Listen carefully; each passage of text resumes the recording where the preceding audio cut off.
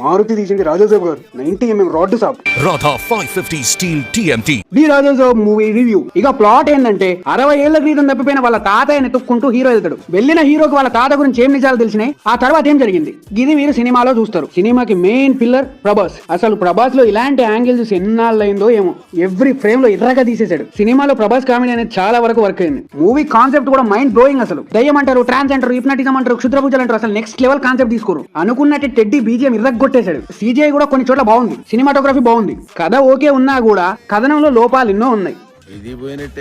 ఈ సినిమాలో main problem ఏంటంటే కాన్సెప్ట్ మొత్తం పక్కకు నెట్టేసి కమర్షియల్ యాంగిల్ లో తీసిర్రు. కథలోకి వెళ్లే ముందు సాంగ్స్, ఫైట్, రొమాంటిక్ సీన్స్ అన్ని పెట్టిర్రు ఓకే, కానీ కథలోకి వెళ్ళినాక కథను ఎక్స్ప్లోర్ చేయకుండా మళ్ళీ అదే రొమాంటిక్ రోత తీసుకొచ్చి రుద్దుతా అంటే ఎవడు చూస్తాడు చెప్పు. పెద్ద హీరోతో సినిమా అనగానే ప్రతి డైరెక్టర్ వాళ్ళ స్టార్డమ్, వాళ్ళ కమర్షియల్, వాళ్ళ ఫ్యాన్స్ దృష్టిలో పెట్టుకొని సినిమాలు తీయకుండా వాళ్ళు రాసుకున్న కథను దృష్టిలో పెట్టుకొని సినిమాలు తీస్తే ఇండస్ట్రీ బాగుపడుద్దని